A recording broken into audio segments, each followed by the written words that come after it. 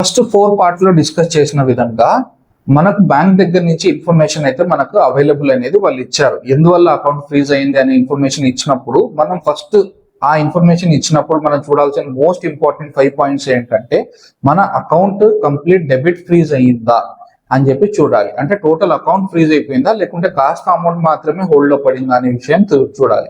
Second point ఏం చూడాలంటే layering చూడాలి. ఏ లేయర్ లో ఆ డిస్ప్యూటెడ్ ట్రాన్సాక్షన్ ఉంది, డిస్ప్యూటెడ్ ట్రాన్సాక్షన్ సంబంధించినటువంటి transaction ID, UTR number, disputed amount అనే ఇన్ఫర్మేషన్ ఇచ్చారా లేదా.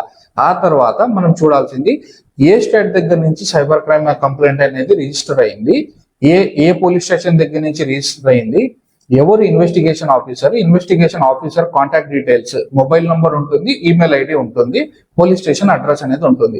ఈ డీటెయిల్స్ అన్ని మనకు తెలిసినప్పుడు మాత్రం ఈ డీటెయిల్స్ అన్ని మనకు తెలిసాయి. సో ఈ డీటెయిల్స్ సంబంధించి మనం నెక్స్ట్ ఏం చేయాలనేది నెక్స్ట్ వీడియోలో చూద్దాం.